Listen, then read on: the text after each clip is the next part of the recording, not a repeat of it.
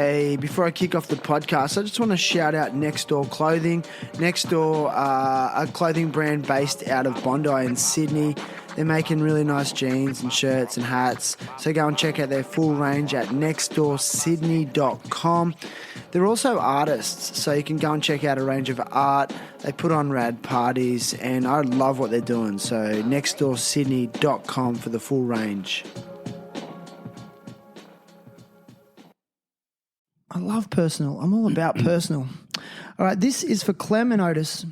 So shout outs today to our sponsors, Indosol. You can get some slides or flip-flops made from repurposed motor vehicle tyres. They're soles with soul, basically. Like, you can do your part for the environment by becoming a conscious consumer.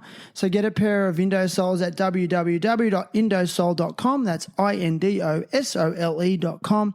And use code THT at checkout for a 15% discount. Delivery is fast and direct from the distributor in your region. Also, the Survival Apnea course. Man, I'm so stoked to be affiliated with this program. Now, these guys will teach you and teach you how to hold your breath for up to 4 or 5 minutes in the water. They're free divers. They're big wave surfers from Peru.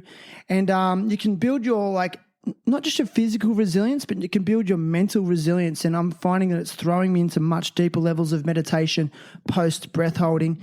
So if you go to survivalapnea.com, that's survivalapnea.com, and use code THT podcast at checkout, you'll get a 20% discount.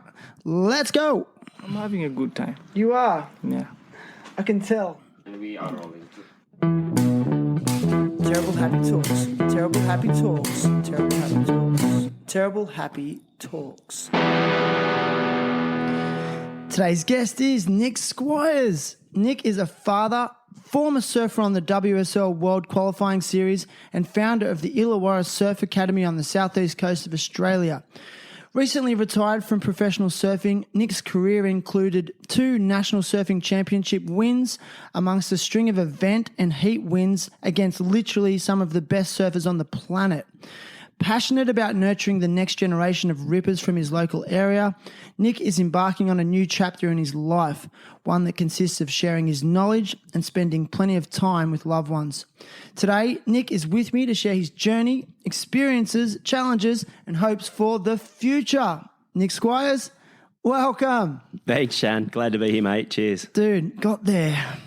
When you feel like when you've had a bit of a surf and you're a bit surfed out, you just feel like you can't talk properly. Yep. It's the best feeling on earth. I sat down at home for about 20 minutes and almost fell asleep. I had to have a coffee before I came. Did you? It's good. What was your day like today? What did you get up to? I had 2 surfs, which is irregular for me, mate. What? I've been under the pump with school holiday surfing programs, so I'm a bit out of the mix of it. But I've had this week pretty much off, and I've had a bunch of surfs, which is nice. It must be a good feeling to know that people are becoming drawn to your surf academy. Yeah. We've been running for 7 years now. I say this totally honestly, because I've been balancing competing and being a dad and everything for the start of the business being started. Where it is now is so surprising, and it's awesome because I've only been able to put in 50% of my energy for that first 6 years because I was competing. I had moments where I was, in France or something like that, and my phone would ring 5 minutes before a competition, before a heat win, and I was like, somebody, a client had turned up for a lesson, and pretty funny. And you had to problem solve from the other side of the world. Pretty much, yeah. What are your stress levels like these days?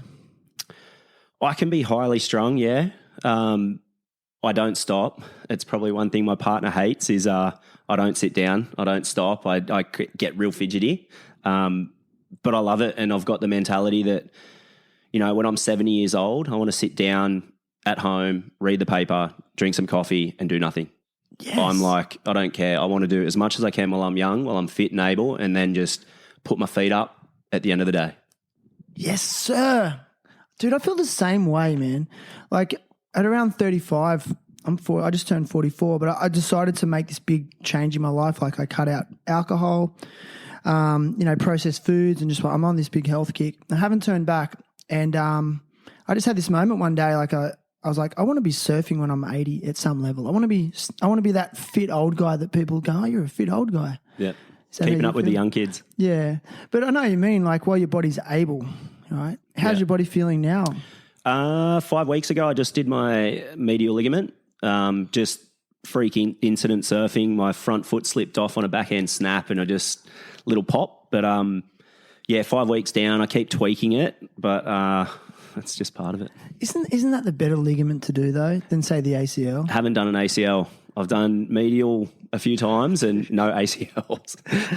Fucking ACL. Why does that thing even exist? Yeah, I've had some bad injuries, but Dude, let's go. Tell me. Let's break them down. Give me your worst one. Yeah, worst one was I was at Aussie Pipe and I did a backhand punt on a left, wind coming out of the bay. So the wind was totally wrong. It wasn't right. And I landed on the lip but thought I was going to land on the face. And the last thing I saw was a sole of my foot pointing back at me. So I dislocated my back foot, my right ankle, and and had physio for a week. And we just thought we'd done ligament damage, but it was called a So it like folded towards you, like you Yeah. compressed, and it flicked back, like your toes came towards your shin. So the dynamics of an aerial, right? If you get detachment from your foot to your board, your first instinct is to reach with your toes. Okay. So my toes were reaching, trying to feel the board, but the momentum flipped. It grabbed my foot and flipped it. Went under. It went out to the side, to the right-hand side, to the outside. Yeah. And it was called a diastasis injury. So motorbike riders get it a lot. And my tibia was snapped in half. Right. Right up near my knee. So Did you have an operation? screws, yeah. But that was 2 weeks later. They didn't know it was broken. So I was at the physio and I was getting like fluid massaged out of my shin and I had a broken leg. Oh my God. Yeah. That was the worst. Oh, you had x-rays though? Or it didn't They come up on the x-rayed my x-ray? ankle. They didn't go right up. So So it was like so the impact happened at your ankle, but then it was a transferred injury. yep, up near your knee. Like the force went up your leg. Oh, Yeah, I was probably I think I was 20 years old. Wasn't training, wasn't doing any strength or conditioning or anything, and that was purely it. thought you were indestructible. Yep. So you said that you're high energy Yep. and you've never been able to stop. Is that what attracted you to surfing, because it could burn that energy? No, so my background, I grew up in Fig Tree, so like tucked up against the mountains here in Wollongong. Which is on the southeast coast of Australia. Yep. And my parents put myself and my brother into Nippers. So we were doing surf club from 5, 6 years old. I knew I could stand up on a board at about 7 years old or 8 years old, but then I was pretty good at Nippers too. Like I loved the board, loved the Ironman, loved all that stuff. But the black line at swimming training just drove me nuts. I think I got to about 12, 13 years old and, swimming multiple laps every day just drove me insane. And I just decided, I think I was 14 years old, I decided I wanted to chase surfing, and that was what I loved. And I always loved the ocean. You couldn't get me out of the water. I'm going to put you on the spot here. Yep. What do you love about the ocean? So everyone says it. Yeah. What does it do for you? When I was young, I think it was just fun. I understood it. I knew how to do it. I was comfortable. I was never wary. Like I was one of those kids at pretty young age. I'd go out the back when the waves are pretty big and I'd just find the biggest wave, even if it was a closeout, and just charge it straight. Big laugh on my head, on my face. And now I think it's I don't know, just where I paddle out in a bad day, and if I have a good surf, it just turns a lot of things around, and where I see a lot of my friends, and it's a place to relate with people. And now that I'm older, I don't like surfing with a lot of people, but I like having, a few mates out there and just share some waves. And, there's been a few days recently where there's been 2 or 3 of us out, and my son and some friends, and we're just trading off waves, just going, this is why we surf. It's just we live in such a beautiful place. There's coastline places all around the world. If you don't swim or surf, I feel like you're missing out. It's bizarre. Yeah, I mean, I was actually one of those. I actually grew up on the southeast coast, south of here in Nowra. Yeah. Which is, it's not exactly a coastal town, but it's, you can be at the beach in 15, 20 minutes sort of thing. So, yeah. And I didn't get into surfing till a little bit later. So I dabbled in it with dabbled with it in my teens, but then didn't really start to hit it hard till my sort of late teens, early 20s, And I feel like I missed so many years, man. But anyway, Coin drops. It's coin hard. drops. It's hard. It's like a lot of people, a lot of the things that I say to the kids, you can't judge yourself against somebody else. You're on your own path, and people that come to something later than others, you can't say I'm not as good. Like, you're on your own path. You've got to just enjoy it for what it is. And if you love it, give it 100%. Exactly. Hey, like is like going back though, when you said you were doing nippers and then you fell in love with the ocean. So at what stage did you actually pick up a surfboard? I think I've got a photo. I think I was, I don't know, like maybe 8 or 9 years old. I had my first surfboard. It was a Mike Davies Thruster. Nice. I swear to God, if I saw it on the street, somebody walking down, I'd just go, name your price. I would buy that board. It's I think it got given away and ended up in like a garage sale and probably is in the tip somewhere. But yeah, just no, it's funny because now the kids have got so much support. When I was a kid, it was just, you want to surf? There's a board. Enjoy. Yeah, Like, it doesn't matter. You like figured it out. If you can, it's free. Like as long as like you have something to go in the ocean with. Yeah, yeah. My parents always knew that we were pretty confident in the water, so they never worried. And Yeah. I have memories of my dad standing on the beach with his hand up, and I was always doing the one more finger. He was driving nuts. I got left at the beach a few times. Nice. So you grew up like in a suburb of Wollongong, but what was your home beach, would you say, immediately? What beach were you drawn to? Because you could go anywhere, sort of, you could pick a few beaches from there. When I was young, it was everywhere was pretty localised, It was Wollongong City, South Beach was where I grew up. I was in Wollongong City Surf Club, and when I was 14 to 18, I spent pretty much all summer, every summer on the rocks there, and just set up camp for the day and ate scallop rolls for lunch, dollar scallop rolls for lunch with like $5 in your pocket. So Were you part of that crew that had like, I remember there was a period of time there was a lounge on the rocks there and they just had the full setup. There's been a bunch of crews over every generation has that crew that does that. Yeah, it was like a school, like certain spots had different crew. We were like a little bit further back. The older guys had a bit further out. So yeah. Dude, that's so cool. Like that particular break you're speaking of, like, let's face it, it's not the best quality wave in the world. No. But what do you love about it? It can get good. I think that it's one of those waves where when the waves get big, it's when it's best. So I don't know, just out of the wind. You're guaranteed you're going to get a wave there. Little left-handers. I love surfing my backhand. I was saying to one of the guys out in the surf today, is nothing like coming off the bottom and feeling like a really good backhand snap. Like when you connect with a backhand turn. Really better than forehand? 100%. Why? I don't know. I think you can lose the fins a little bit more off the top, and it just feels it's the best thing. Do you think it's like you can push off the bottom harder because you're pushing off on your heels? And then on the top, you're going through your toes. So you're able to transition a little bit easier. That might be it. And you're looking down. So it just feels better because you know how steep the wave is. And the more critical the turn, the better it is. Yeah. Because like I'm really into skateboarding as well. And there's a trick called a backside tail slide. Yep. And there's something about it where like the way your back foot comes around the back of your body, you're kind of twisted. And it's kind of just got this style about it. Yeah. And then whenever I see someone like such as yourself, like, overturn a backside snap, and slide the tail a little bit. Yeah, it looks super stylish. Yeah. But I mean, frontside, feels good too. good surfers do good frontside snaps as well. I don't know. Yeah. Yeah, man. So this, you got into surfing, nippers. How old were you when you think you were like, hey, I really like surfing. I want to take it to the next level? I from day dot, I wanted to be a professional surfer. Day dot, it's funny like this. I don't mean this in any maliciousness at all. I came through a stage where, the top guys, so Kelly Slater, those guys were getting really good money. Like that was it. If you were just below, you weren't getting any money. So I can just remember this one time. I've said this to my parents, but I remember this one time where I said I wanted to be a professional surfer, and one thing that stuck out was whoever it was just said, unless you're going to beat Kelly Slater, you're never going to make a living from it. So both my parents were teachers, so I took that as if, as kids do, I'm not going to be good enough. I can't do that. So it was still there, but I think that added to part of not backing myself, and I think that's the most important part of my story. And everybody that I talk to is I had no self-belief coming through school. I was a little chubby kid. I got nicknamed Rolly. Really? Yeah. I had bottom bite, so I had like the Oki bottom bite till I was like 16. An overbite, underbite. Underbite.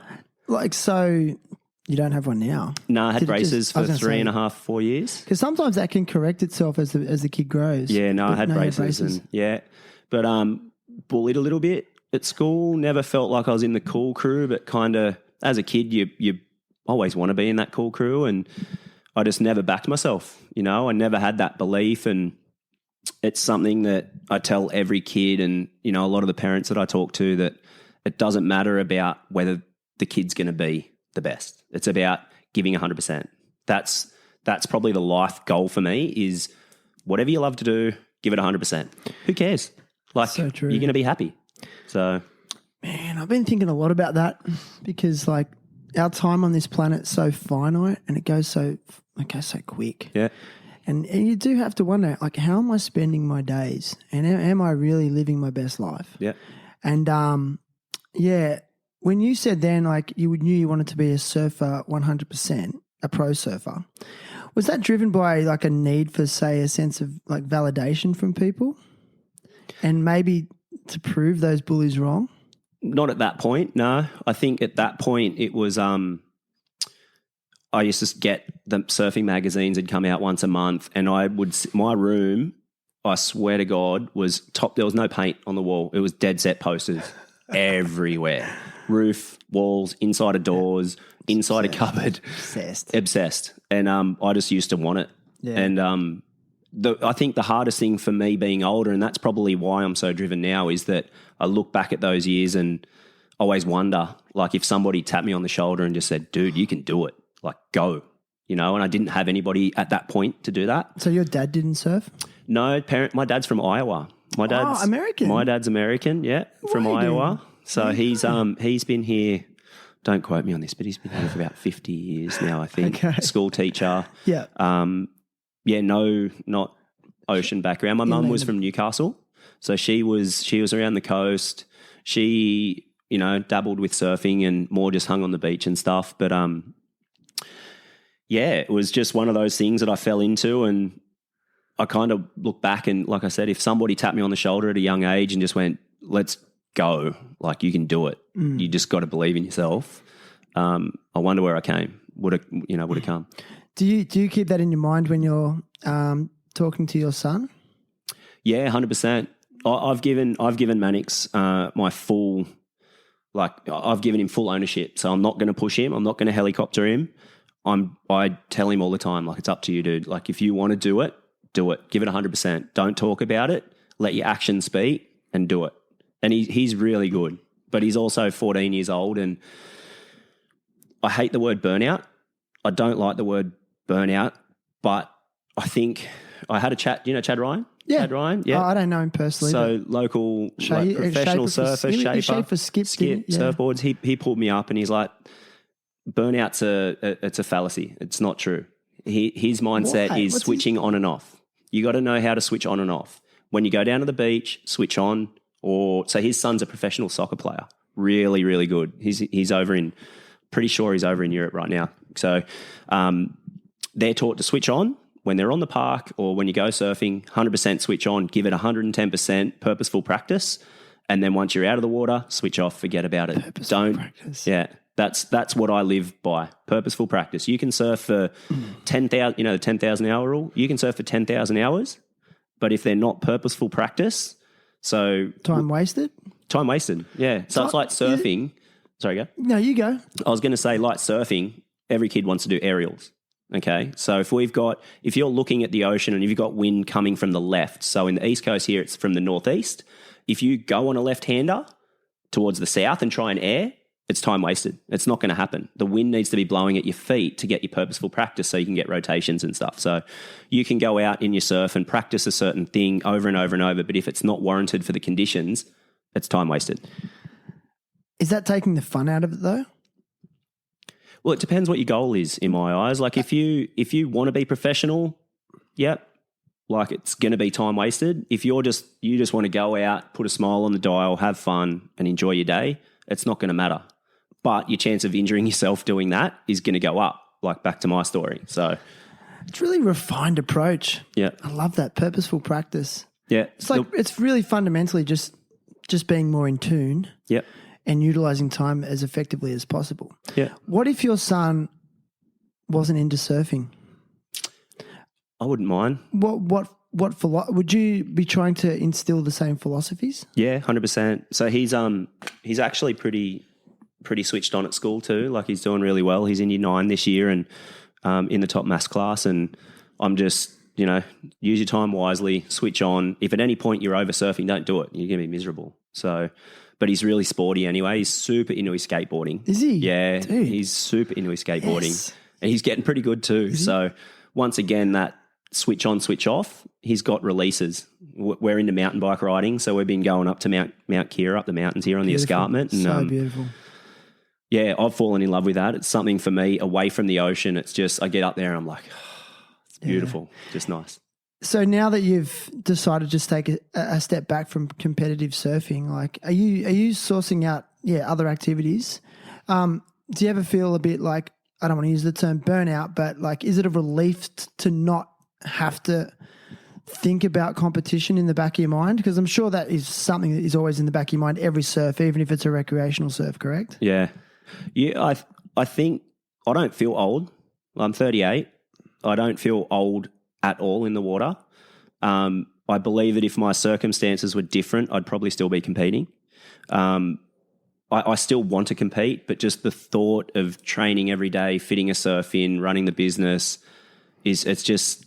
everything just felt right this year. And it was even before COVID hit. Like I finished this year last year, 35th on the QS, the qualifying series. Had a couple of good results, felt amazing, was ready to go. Was in the back of my mind for probably 6 months, and then COVID came around and, the whole situation last year, and I was like, if this isn't a sign and something to just focus my energy on the business, and the longer time rolled on, the more I realized that, like I keep seeing people put up videos and stuff, and because I'm not surfing that much, I'm running the business, it's just starting to go away a little bit more. Like you're on the WQS, which is the World Qualifying Series. Like, can you just explain that for people who don't know exactly what it is? Like, what is that competition? Yeah, so it's basically if you wanted to chase professional surfing, competition surfing, it's the second tier of professional surfing. So if you wanted to get into the top tier, you basically travel around the world. It's changed a lot. So back in the day, it used to be legs. You could go to Europe, you could do 5 big competitions. You go to Brazil, 3 or 4 competitions. It's very splayed around now. Just I think sponsorship and stuff like that is a little bit, it's just thinning out. So you basically pick your competitions you can afford to go to that suit your availability, and you just try and get the best results. And it goes on a tally of scores at the end of the year, and the top 10 qualify for the top 32. That's the dream, eh? It is. The dream tour. Yeah.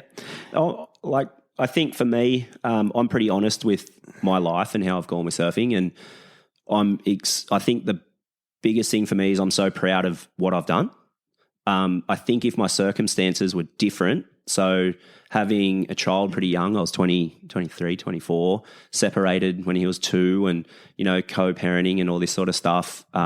If everything was different, I reckon I could have cracked the top 32.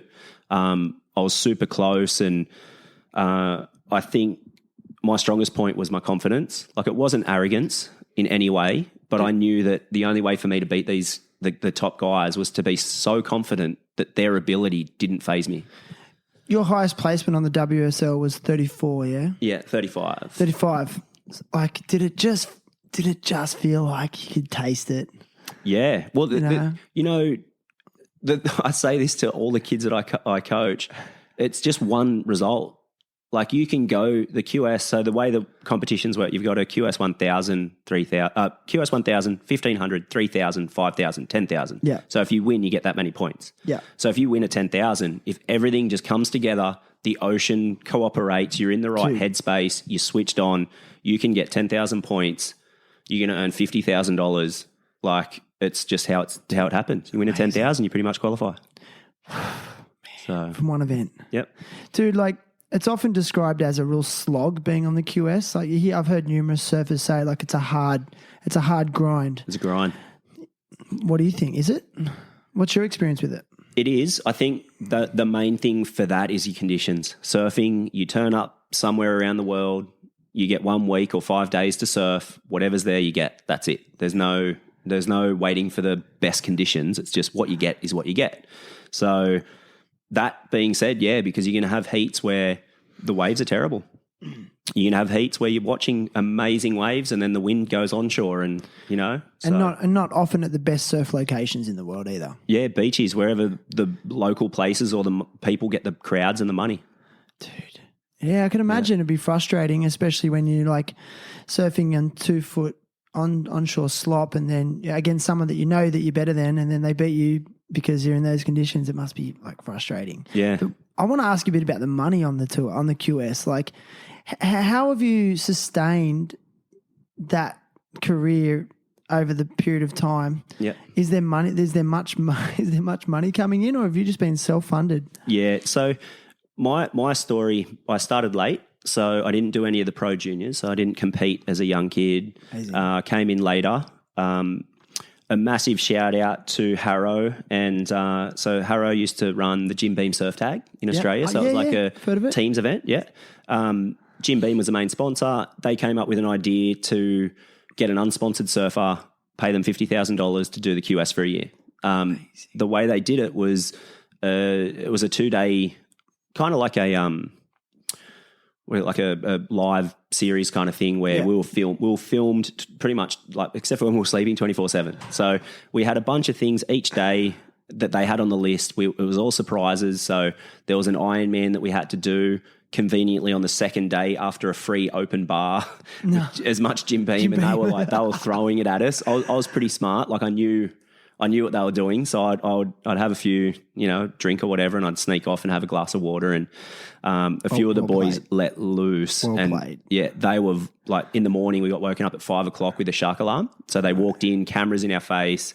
It was really funny. And a few of the boys vomited literally straight away. Like they were dusted. Yeah, because for me, like I had a 5-year-old at the time, and I think Mannix was 5, and I wanted the sponsorship. Like I wasn't there to. That was I just went, this is what I want, and so I took it pretty seriously. And we had a few little competitions, some little odds and ends and stuff. But after every single thing we had an interview. So we had professional film crew have a chat to us, and then the end of the last day, we got sat down on this balcony. Big spotlights on us, 3 people across the table, and it was like a 20-minute interview about who we are, what we can do, this and that. So it was pretty daunting. Yeah. But massive shout out to my brother's wife, Sam Squires, who's a journalist, a reporter for the local news here. I've been pretty lucky to every interview I've had as a younger surfer was with her, and she made me very comfortable with talking. Because I want to say, dude, I personally think you speak really well. I've just shoved a microphone in your face, and we were saying at the start when we were sound checking, I was like, you got a really good voice as well. Like, I don't know, man, maybe a commentator or something is in your realm. I don't know. I don't think so. I think the one thing that she taught me was talk to the person. Okay. Talk to the person. Forget about everything else. And sorry to take you off on a tangent there, but like, what was the point you were trying to make? Like by doing these interviews, how was that helping you? Like, was that? Oh, so yeah, I was just like this. I was able to talk. I was able to get my point across of how much I wanted it. Yeah. The fact that I was older than most of the kids there, most of the guys there that were trying to get the sponsorship, and so the end goal was an ambassador for Jim Beam, and they wanted you to go. They wanted you to go and party, but they wanted you to be responsible, fly the flag, and I knew that was who I was happy to do it, and I was, pretty willing to just take that full on. And it's a big responsibility to give somebody a Jim Beam sponsorship and run with it. Man, I don't want to sound like a 44-year-old, but okay, you were obviously able to do that responsibly. Yeah. But were the other guys doing it responsibly who were on the tour with you then? Oh, look, I think there's a time and a place. So I had a rule, like I wouldn't drink before a competition. I wouldn't party before a competition. The day that I finished up or competed, I'd go down and I'd have a few beers, or at that point I'd have a Jim Beam or whatever like that. But yeah, I knew where it was. Like, Yeah. I think you train so hard and you focus so much, you need a let down. And I don't believe that alcohol at any point is a positive thing, but it sometimes, to contradict that, it's kind of nice to have a drink with friends and build relationships. Agreed. But when it does get taken too far, which we've all done, it needs to be put in check. But was it happening regularly with the other guys? Probably, yeah. I Yeah. mean, it's a I've seen it for sure. It's a double-edged sword too. Like when, surfing at that level needs the funding, and then you have an alcohol company that can provide that, but then on the other side of the sword is like, well, yeah, then it's encouraging some maybe unhealthy lifestyle choices, but yeah, putting a lid on it must have been hard, man. But like, I like how you said, like, you had a son and you had a completely different focus. And that's really cool. And you've just jogged my memory about a story. Remember that pro snowboarder, Sean White? Yep. I read an interview with him once, and he was telling a story how back in the day he'd like hold big parties the night before a big comp, and he'd fill up vodka bottles full of water, and he'd like get everyone partying and make out like he was sculling vodka and stuff like that, and get everyone wasted. And then he was like sober as a judge, and then go and rip the next day. Yeah. That's knowing that he's, he takes his job seriously. Like, it's that next level. Yeah. Like it's those little 1% and 2%ers, right? Yeah. You believe in that? 100%. It's all about those, I talk to a lot of the kids, like stretching, waking up, glass of water when you wake up, making your routine. It's where I think with surfing, you travel overseas, your routine is your foundation. So whatever you do in the morning, you do it everywhere you go, and that way you're grounded. It's pretty important. Yeah, because it could be fairly like discombobulating, like being in another country here and there, different time zones and stuff. I hated time zones. My body doesn't like it. Yeah. Struggles. Are you a good sleeper? Yeah. Yeah. But Just jet lag just messed me up. I get really vague. I got to the point where I learned at the very end of my career, I'd just fast on flights. I wouldn't eat. I'd drink. That was it. No eating, zero. Why? Because your body had to try and digest and make you sick. I think the food. The food shit. The food shit. Like, I felt like I was just congested for 3 days afterwards and heavy, and I don't know whether it was just my body or whatever, but whereas if I got off a flight, I'd fasted, I felt light, I felt kind of fresh and have a sleep and Going to ketosis. yeah. Yeah. I want to ask you about your mental game. Like, we talked about it a little bit just before we started. Like, in my opinion, I think competitive surfing must be one of the toughest mental sports in the world, because there's so much you can't control. Yeah. Like, not just the environmental conditions, but there's also the other competitor, and then there's also the actual competition organisers and the crowd and all that, and then your equipment. Yeah. Tell us, what do you do? What were you doing for your mental game? Did you have some sort of practice to get you in the right headspace? Yeah, I haven't done this in a while, just been a little bit busy and stuff, but I would meditate regularly. I had a routine where, to the T, I would do my routine before each heat. So I'd go for a little surf before the heat. If it was first heat, I'd paddle out early. My warm-up was strict. Like, I had an exact thing that I would do, the same music that I'd listen to. I had this one song where it was the last song that I listened to. You got to tell us the song. Yeah, it was Alexis on Fire. It was one of their songs. Yeah. I can't actually even remember the name. But I know the band. Yeah, Alexis on Fire, just a full pump up. And I remember every single time I took my headphones off, I was like...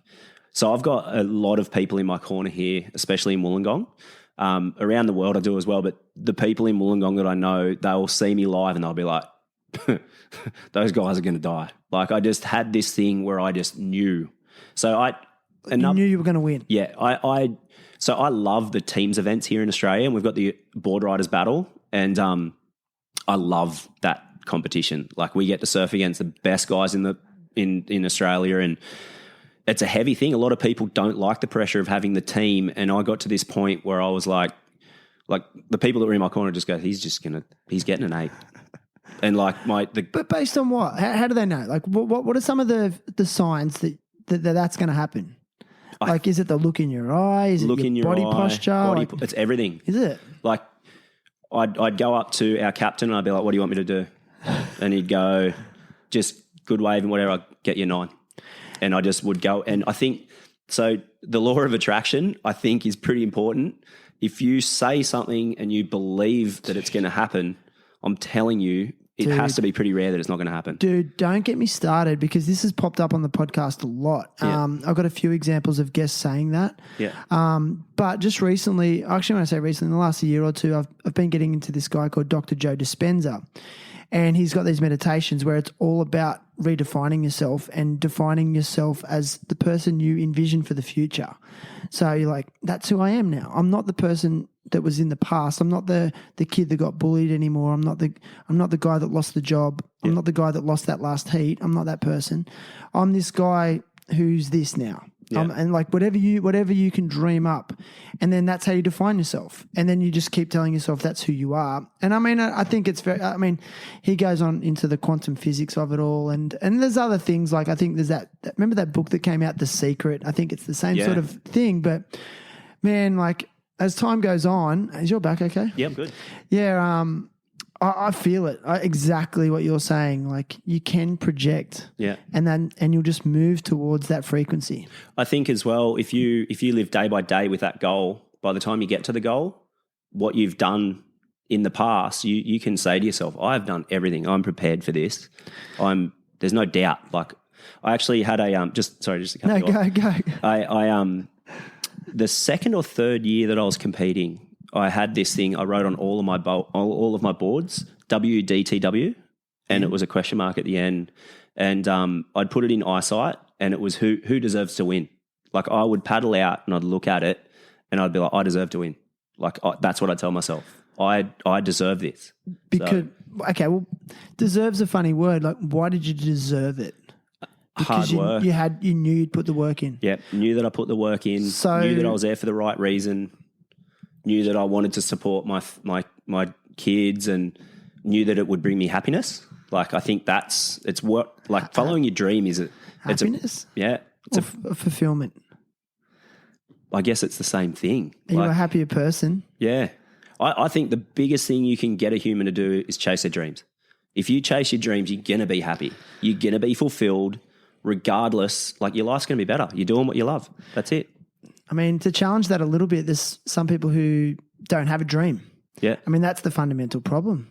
They don't have something. I mean, but that's okay too. And I think but I think it's such a gift even just to have a dream. Yeah. You know, and so many people just don't have it. I talk to high school kids all the time, like, oh, what do you dream to be one day? And they're like, oh, I don't know. I don't have a dream yet. So I think having a dream's a gift. Could that be a society thing where nobody's actually like giving them the chance? Like you feel like you're not allowed to dream in this society. Like you know, I've heard a couple of your podcasts who talk about tall poppy syndrome, and like you're not allowed to dream and you're not allowed to chase your dream. Like that's bullshit. It is, but like I ask people this all the time. But why is that? It's actually across the world. Like I've seen it in Australia, in Australian culture. I've seen it in American culture. I've seen it in even Indonesian culture. Yeah. The only way I can rationalize it is that people become fearful of other people doing better than them. Yeah. Because then it highlights their personal inadequacies. That's all I can put it down to. Yeah. Yeah, it's a projection of their own insecurities. Well, yeah, it's like, oh, hang on, he's chasing his dream. Like, hang on, I wanted to do that, but I haven't done it. And he's doing it. Yeah. Oh, no, well, fuck, I'm too scared to do it. Well, I don't want him to do it then because that'll make me feel even more shit. Have you been subjected to tall poppy syndrome? 100%. When I was Give me an example. So when I first said that I wanted to be a professional surfer, multiple people told me, like, nobody aside or anything, and now I've got no ill feelings or anything, but people would just go, you're not good enough. You're not good enough. Like, because I wasn't. Based on what? At that point in my life, I wasn't. The only thing that I showed was a will to be the best or to be better. So you don't think you were born with that natural talent that some people are? No. I was born into a family where I had an older brother and we're pretty competitive. And I wanted to be better than him. So I was competitive from day dot. So as soon as I came into something that was a competition base, I was almost groomed into it. Everything that I'd done, surf life saving, everything was a competition. It was a race. I played soccer when I was a kid, and I was pretty good at soccer, and I wanted to score and I wanted to win, and everything for me was about competing. I loved it. That's who I was. But it was definitely through like my genetic makeup, like not my genetic makeup. It was through my family upbringing and the life that I got born into. So What, work ethic? just being a competitor. Like I think to go with a lot of the things that I talk about with coaching, if you tell a kid that this kid over here is really talented and they've just got natural talent, it's going to make the kid that you're talking to feel like they can't do it because he might not have natural talent. But that's where it came. The first thing we spoke about was your own race. Like you can do it. You might just have to work harder than that kid, And if you've got one child that's born into 3 siblings and they're the youngest and they're taught to compete from day dot, you're going to have to work 10 times harder because they're going to have that competition drive. Like it doesn't mean you can't do it. Yeah. You just got to want it and do it. Yes. That's so nice to hear, dude. Do you think natural talent exists? Is that or is that just a bullshit term? Bullshit. Yeah, I don't like it. I think that all the term natural talent does is take away the ability for anybody that has a dream. Yeah.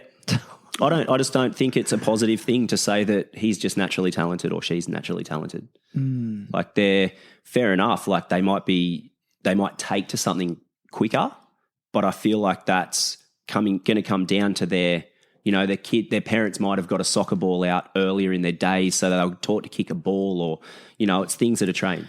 Yeah, or they might even just in the learning curve, the initial learning curve might be quicker, but then they might plateau. Whereas that someone whose learning curve is slower, then they will excel later on. Like, that's where they get hurt. The good kids in most sports, like they're very rare. The ones that keep going because they're, if you look into the mentality of a child or a 10, 12, 13-year-old, if you're winning everything, it's really hard to keep going further. Like, unless it's in your face value and you're always looking at somebody. You look at surfing and the Gold Coast, you've got so many good surfers in the lineup. The surfing up there is ridiculous because everyone's looking at good surfing. So it's, yeah. And I mean, they seem to get better quality waves up there. Pretty useful. Yeah, dude, you've really got me thinking about the whole notion of natural talent. And I think it's like in that point you made about it's really harmed a lot of young people's confidence, man. It's oppressive. 100%. Yeah. Yeah, definitely. And I think for me, and I think for a lot of young people, I see it at schools as well, all it takes is one person to make a positive compliment and say something positive to them, and you see the self-esteem and the confidence. And I think life is about confidence and self-belief. Yeah. I remember once I never thought I was a great soccer player when I was a kid, and I had a soccer coach say to me, "Hey, you've got a really good left foot. Even though you're a right footer, you've got a really good left foot." And next thing you know, I start walking around like I've got the best left foot on the field, Like I'm a right footer, but I can kick just as good as my left. And, I'm playing left wing now. And it did. And next thing you know, I was scoring goals with my left foot. Like it was just that mindset change. Yeah. But I think with kids, especially young people, it's even more pronounced. It has a bigger impact on their psyche. Well, for me as a coach, I get more thrills out of a kid that has, like, they're not that confident. They're not talent. Then the skills aren't there yet, but they're like, I want to do it. Yeah. I might not have the confidence to do it, but then when you see them break through, that's huge because then they're going to get the confidence to roll, and then 10 years later down the track, they're one of the standouts. It's a really cool thing to see. Dude, I love it. I love it so much, man. It's the best. I do want to delve in a little bit into your professional surfing career. Just get a few little things out of the way that I'm really curious about. You're on the tour. You're doing the QS. Traveling around, competing. Can you just give us a breakdown of what's the vibe like? What was like at one of the big events? So you won that really big event in China. Yeah. Can you tell us what's the vibe like in the competitors' tent before a heat? Are you talking to the other competitors? Yeah. Are you being friendly to the person in your heat? I Or you're I avoiding am. them? I find that there's definitely people that stay in their own bubble and that's what they need to do. But for me, I'm happy to talk. I do block out a lot though. So I was really lucky to get into the last year of competing into the QS 10,000. So for me, I knew that any one of those results was going to be huge. So I did. I got into the US Open at Huntington Beach, and I was all game. The moment I walked in, I was earphones on, studying the surf. What was the crowd vibe like? Because that gets like 100,000 people there or some shit. Yeah, it was pretty special. It was really cool. Nervous? I have moments of being nervous, and then it kicks into once again going back to that foundation of knowing I've done the work, knowing that I can do it. I've done it before. Music on, listen to the music. I'm sweet, breathe, relax. Flow state. Go into my routine. We were really lucky with Surfing Australia. I'm part of the elite coaches program that they had. Epic. And we had Nam Baldwin doing so he was Mick Fanning's coach. We did a bunch of programs with him, and that was what it was about, flow state, right? So flow state is when you're not thinking about anything. Everything's happening. It's fluid. It's easy. And I was able to take my son to a lot of these events, and he helped me with just getting in the zone, and we used a lot of ball work. So just something as simple as catching a tennis ball, listening to your music, but pinpointing. The thing with surfing, when you're doing a turn, you're pinpointing something so small. Just a tennis ball flying towards you in an awkward space is that laser focus. So you're getting all the nerve endings firing, all the muscles twitching. Yeah. Getting on your toes, you're loosening up, and it's an action to get rid of the nerves, and it's once again it becomes routine. And your son would help you warm up. Yeah. And you're bonding with your son. Yeah. So he's like, he's part of the experience. Like, Yeah. That's pretty special, man. That's definitely the most special thing that I've been able to do is my business. The tail end of my career, my business funded everything. That's why, it was pretty hard. Winters were pretty tough, living week by week, but hoping that I'd enter a competition on the credit card, and then I'd just put whatever I won back on the credit card, and I'll get to a point where even if I lost first round, I was getting $600-700 US back in, so it was still okay. And I was able to take him to Hawaii, so I took him there to the Triple Crown, dude. And he was actually my caddy. He was my caddy at Sunset Beach. So to me as a father, I think that you've given your son such a great gift of what a memory. Yeah. He'll have that forever. 100%. And So that's what I wanted to. did he actually have to give you a board? Did you snap a board in any heats out there? No, so he had to paddle a board out. At Pipe? No. This is at Sunset. Oh, Sunset. Sunset, Okay. yeah. So paddle out from the beach, sat in the channel. We had there was 3 other caddies out there, and didn't break a board or anything, but just for him to lay in the channel and watch a heat and listen to everything and feel the energy, and it's just something that I think I've always wanted to expose him to it. So I took him to Huntington. So I took him to the US Open. Yeah. I wanted him to feel it so he knew what it was like, and I just said, look, just watch what other people do, look at the top guys and just watch what they do and how they conduct themselves. Like they're not here for games. It's focus. So when it's time to switch on and focus. And then when they're done their heat, sweet, let the hair down, enjoy the day and relax. And it's really interesting. You look at the competitors from the different countries. Yeah. So Australians, they'll turn up, they'll surf, they'll leave. Not many Aussies will stay around on the beach all day. The Brazilians, there'll be 10, 15 of them in a bunch from like 6 o'clock in the morning to when the competition finishes. They're there. They're helping each other. I was going to ask you, are they your favourite fans? Because everyone says that the Brazilian fans are the most passionate and the most fun. Yeah, they are. Yeah. They are. In Brazil, it's pretty crazy. It's intense. Well, I never had a competition where it was like what they see at the CT with Rio or anything like that. But the Brazilian competitors, they know that they're there for a reason. They take it seriously, and yeah, I mean, they've got a lot more at stake. I mean, their country's quite gnarly, and I think third world in a lot of areas, and they've got a lot more in the game to try and to make something out of it. I think a lot of the time they know their opportunity is an opportunity. They appreciate it. Yeah. Whereas, like, let's face it, for a lot of good Aussie surfers, most of them have been lucky enough to grow up in a coastal town, so there's probably a little bit of money there. And I mean, even in our country, if you're low socioeconomic status, you're still like rich compared to those countries. I've said that to a lot of people. That's why, like, a lot of us fans talk about competitive surfing. Like our lowest in Australia It's not real. Like, obviously, there's circumstances that can get really low, but a lot of the time, our low is not that low. No. Like, we're really lucky to live in Australia, and I think that's probably the best thing is we got a lot of support, and you know. I want to go back to the Triple Crown a little bit. What was your favorite? What was your favorite actual break on the Triple Crown? Like, for some reason, I feel like you do well at Haleiwa. Yeah, 100%. That's what I was going to say. Yeah. Yeah. How did you find the rip at Haleiwa?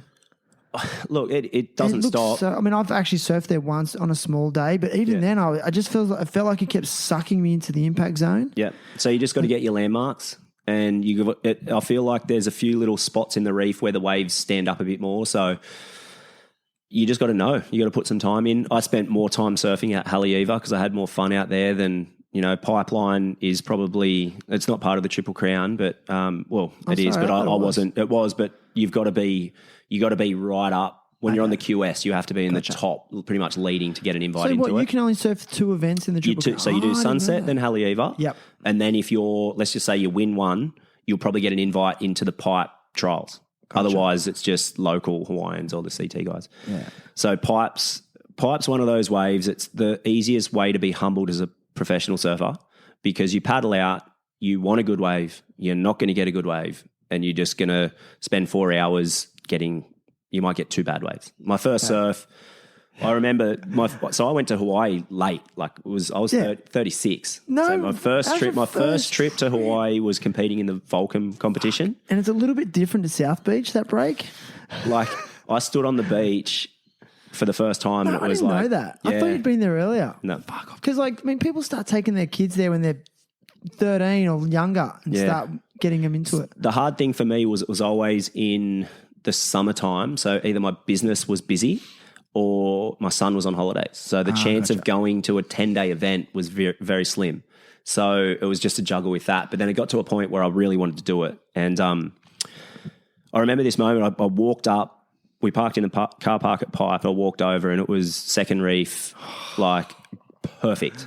They said it was the best day of that season, and I stood there for about 15 minutes, just going, shit, I don't know whether I'm ready for this. Like, and then the guy Greg McCann, a local guy in Wollongong who'd been living in Hawaii, picked me up from the airport. I just looked at him and I was like, might as well get my board and just go out. And I grabbed my 610 and just paddled out and. 610 doesn't seem big enough for second reef Pipe. Nah. Well, the best waves are definitely on first reef, but at the same time, I didn't want to go out and just, I wanted to catch some waves. So I paddled out to second reef, and, I was out with Derek Ho and all those guys, and I didn't get anything. I was going to say, with those guys giving you a second reef? No. Because that's the roll-in part. You get a roll-in on it. Yeah. There was one or two I was almost in the position for, but somebody had just paddled around, and then I moved in, and my first wave was probably like a 10-foot backdoor. Like I just looked and nobody was going, and I think so because the QS was there. Because the QS 36 years old. Yeah, I didn't get tubed or anything. I needed to be way deeper, but I remember just paddling, thinking I'm in this, and then all of a sudden I was almost in the air. Like it was just that wave that wave is just. It's like you probably need 100 waves under your belt to even figure out how it works. So you do like it's 10-year just seasons. You got to put your time in at Pipeline, and to expect to turn up and catch a wave doesn't happen. It really is gnarly. Like you hear about it in all the media and stuff. Like, it's the heaviest wave on earth and rah, rah, rah. But I went there and I just sat on the beach one day and watched it all day on like a 10 to 12 foot day. And I mean, even when it was smaller than that, I sat on the beach just going, there's not a chance. There's no way I could go out there. Like, even just the paddle out is a lot gnarlier than people think. Yeah. Like how that sweep, you sort of paddle out on the back door, over at back door, and then as soon as you jump in, it drags you out and around. Yeah, and then you can get a 4-foot closeout on the head. Well, that's what I was going to say. Like the closeout on the inside there is gnarly as well. Yeah. But you never hear people talk about that part of it. No, it's. It's one of those waves where my whole theory was, you know what, if I want to go and get a wave at Pipeline, enter Volcom, I get 25 minutes to catch any wave. Like I get priority, I can sit there and pick the eyes out of it. And my last heat that I had last year was probably the best conditions. At the Volcom Pipe Pro. The Volcom Pipe Pro, yeah. And we're always learning, and the one thing I learnt was if you are paddling for a wave at Pipeline, you've got to be 5 meters deeper than where you think you probably should be on any beach break, because it's just the way that it stands up on the reef. So I was always trying to slow down a little bit for the barrel, and I had a couple that were dead set spitters, but I was just probably 2 meters too far out of position. I had a really nice backdoor wave, and backdoor's amazing. Yeah. I took my son out backdoor a few times when it was it's like 3 feet, but that place at 3 feet, so fun. You get kegged so Mannix has always been pretty small. He was getting like proper drainers. How long ago? How old was he? 12? He was, 12. Yeah. So, like, was he able to paddle into it? Yep. Yeah? You didn't need to give him a little push in? Yeah, no, he was fine. Like he had the arms to get into it? Because the power over there is next level. Yeah, I mean, waves move fast. Yeah. Stand up quick. So in the Vulcan Pipe Pro, what size board were you riding for that? The golden number for me was a 6'6". Okay. 6'6", about 30 litres. Yeah, DP surfboards, yeah. Amazing, dude. Yeah, really, really nice nice length. Okay. Anything bigger, it just felt a bit steep. Nosedive? Yeah. I felt a bit, okay. Little bit like long. Like in the front foot. wasn't getting into the transition as well? Yeah, and if it went steep, you could still control it. Whereas a big board, like I think you got two options: short board or super long board. Right, so you can roll in super early. Roll in super early, or you're taking off super critical and just dropping out of the lip, kind of. Because that's what Mason Ho, I've noticed, does on really big days. He rides he seems like he's on the longest board out there. 7.6s plus, I think. Yeah, it's big boards. You know, and then I see like Jamie O'Brien like sliding in on those foamies. Yeah, and looks. I mean, it's gnarly, and he's a freak. But then I also think, I don't know, like he's on a foamy that's almost 10 foot long. Yeah, is it also a bit of an advantage? I mean, obviously holding that thing in a barrel must be tricky, but yeah, I don't know. Bit of fun. I guess somebody that's so barreled out there needs to do something to keep it spicy. Yeah, I know. Did you see like guys like Jamie, all the guys out there like Jamie O'Brien and they're on all the waves that you want. Right. Like you don't get a look at you see those guys. When you see a good wave out pipe, you know it's a good wave, and you just like, I'm just going to watch this person surf that. Okay, and who is it? So it's your Jamie O'Brien's, your Ho family. Yeah, you got a bunch of young Rothmans. Yeah, you got a bunch of young grommies that are from around there that are shredding, and I guess when you're only new, you've got no place, what's the word? You got no place in the lineup. Yeah, like you got no status, whatever. Yeah, no, that's exactly. Yeah. Like you're bottom of the pecking order. Like I remember one time I turned around and this kid was probably like 12 years old and just was like, don't even think about paddling for it. And I was like, oh, wow. Yeah. Really? Yeah. But you don't know, like, you don't know who his dad is. Yeah, that's exactly right. And being respectful, I'm not from here. I'm going to take anything I can, but I'm not going to ruin my day or somebody else's day for it. Is conducting yourself in the lineup, how important is that to you? Yeah, it's very. I think the one thing that at pipe, everybody paddles out there with respect. Like they know the people out there that are locals, and it's pretty relegated. And I think understanding that part of surfing's it's hard because it is frowned upon.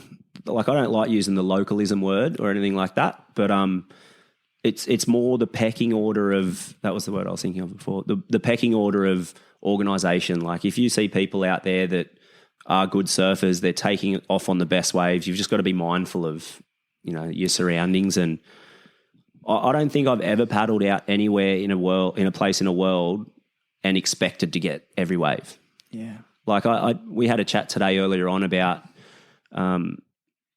surfing being the hardest sport to practice for, because it'd be like being a sprinter. But when you go line up in your lane, somebody gives you a little hip and goes, "This is my lane." Yeah, gotcha. You're out there to focus. You're out there to work on a certain turn and to get confidence for potentially the next big competition. And you got just people of the public everywhere, which isn't a negative thing. And I don't mean that in a negative thing, but I know that I've gone out and I've just had the blinkers on. Like I've got half an hour today to be the best surfer I can because I'm going to Hawaii in 2 weeks. Gotcha. But you're not really like setting out to offend anyone. Not at all. But you're out there with a different purpose to say the general public. Yeah. Do you think at times that's been hard for the general public to understand? 100%. How do you deal with that? Have you had much conflict? Not really. I mean, not conflict, but I know that people have gotten the shits with like me out there surfing, and a lot of people don't like surfing with you. But that's right. Probably in the last 4 to 5 years, when I walk down to the beach, I'll scan the lineup and I'll see where the pack is, because most surfers surf in a pack. Yeah. Don't know why, but I look for a spot. Sheep. Yeah. I like to look for a spot where I just go, all right, everyone's there. There's something there. I'm just going to go over there on my own. But then, like, I'll go out and I'll work on some turns and get some flow, and then all of a sudden there's 10 people there. And then I'm like, all right, well, I'll just go somewhere else. And then it just moves on. And I get to a point where I'm like, well, if I've just paddled out here to get away from everybody and then everybody came here, why should I, when I'm training for a competition in my beach that I walk to from my house, why should I have to? It's just a conflict where, I don't know. I'm a happy person and I'm a friendly person, and I have had to grab myself by the scruff of the neck sometimes. I'm like, you're being a dick, just get out of the water. Well, it's nice to hear that. Like, I think about it sometimes. I talk about it a fair bit with other people as well, in terms of, you know, that whole argument of like, is surf etiquette out the window? Like, is surf culture toxic? Yeah. You know, and where have we lost the brotherhood? Where have we lost the fellowship? Is it because there's just too many people doing it now? Is it because the waves are too inconsistent? I don't know. When I was in Bali for the last couple of years, obviously it gets very crowded there too, but I've found that the vibe in the lineup generally was a lot nicer. It was better. And I really think it came down to there was just so many more waves coming through, and everyone had their fill. Yeah. You know, I don't know if it was a cultural thing as well. Like the local surfers, yeah, they take whatever wave they want a lot of the time, but there wasn't the same level of angst that I see sometimes in Australia. Yeah, I think the hard thing with surfing is it's a waves are a currency, right? There's only a certain amount of waves that come in at a beach. Yeah. And if you're on one bank and there's 50 people there's only going to be, you know, in a 30-minute period, there's 5 good ones. Yeah. There's 50 people, there's going to be 45 upset people. But going back to your point though about how, you know, you're there to train and, you know, but you've got to deal with all these other variables. I often compare it to skateboarding, like where, you know, you can go to the skate park and you're trying to practice a certain trick and you can just try that trick over and over and over uninterrupted until you land it. Yeah. But yeah, with surfing, it's like I want to practice my backside snap, but this whole session in an hour, like, you know, if the waves are average, I might only get a handful of opportunities to do that. Yeah. You know. Yeah, but I think one thing so my son into skateboarding, like I did a bit of skating when I was younger as well. If you go to a skate park and there is a good skater there, everyone stops. Yeah, they do. Everyone stops, is like, he's doing his run, let's watch him. Yeah, Surfing's not like that. No. Like you got people hassling you. Like you're trying they want to show you up. It's like skateboarding, everyone's like the local. How is that? Dude, lightning and thunder. Epic. Like everyone stops and just wants to know what line this guy's going to do because he's been there for the last 5 hours and he's there every single day, and there's that respect kind of thing. And I don't know. It's a tough one, and there's pros and cons for both, and it's a very touchy subject with a lot of people, and a lot of people have the stance where it's the ocean. Like there's no locals in the ocean, it's the ocean. And it's like, well, I understand that, but you can't, I feel like you can't just drive to every single beach except to take and take and take and take and take and not have anything for people that, you know, there's a lot of old guys, older generation guys that won't surf any other beaches. Yeah, they never have, they never will, and they get overruled, and they're now past their days where they'd probably say something, and they just don't surf anymore. And that's a sad thing for me, I think. Well, because something they love so much has turned into a negative. And that's where I believe localism is needed. But I just believe that locals have a responsibility to nurture a culture in an area. Yeah. And they can nurture a positive culture. You know, yes, they can put people in their place, but it can be done with kindness. Yeah. You know, I think the days of screaming at people in the water and, you know, fighting, I mean, let's evolve past that. It's done. It doesn't work. I can't remember the last time I saw a fight in the surf around here. Yeah, me either. And it's funny you should mention that. I really believe that people like in Wollongong and the South Coast are quite humble and kind generally. It's really nice, you know. And maybe maybe it has changed everywhere. I don't know. Yeah. But I just had a memory of you actually, dude. As you were saying that, I was just thinking about something. I mean, I remember seeing you surf at South Beach when you were like many years ago, and you weren't a great surfer. I mean, I've always been an average surfer at best. I have my moments every now and then when I'm surfing a lot, but I've had to really work at it. But I remember seeing you in the lineup and at City Beach, and yeah, you were okay. And then I didn't see you for like a year or two. Like, you know how sometimes you just don't cross paths with people? Yeah. And I remember you were just like, after in the space of like 1 to 2 years, it's like you just were a different surfer. Yeah. I was like, holy fuck, who is that? And I remember my mate goes, that's Nick Squires. I was like, holy shit, he's a different person. Like 15 years ago? It would have been about 15 years ago. This is something that I wanted to touch on. Do you remember that period? Yeah, so What there's actually a changed? big story. I'd love to hear it. One, coming through school, I wasn't confident, never backed myself. That kind of, I worked full time out of school and everything, and had a full time job. I was at Woolworths for like 10 years, did a couple of apprenticeships and stuff through those guys. But I fell in the rut of just living, you know, day by day. I'd go to the pubs and clubs and drink, you know, 4 days a week, and that was what my life was. Like, I didn't have a purpose. It was like somewhere I wanted to have the purpose, but I didn't have it. So I filtered it by just hanging out with people that, you know, I could just have fun with at face value and drink and party and all that sort of stuff. And somebody close to me at a point in time, it would have been exactly then, said to me that you need to stop talking about it. You need to drop what you're doing. You need to pack everything up, sell everything you have, move to the Gold Coast and do it. And I remember, like, it was literally, I went to sleep. I think it was maybe like 2 nights I might have sat on that, and I went, I'm going.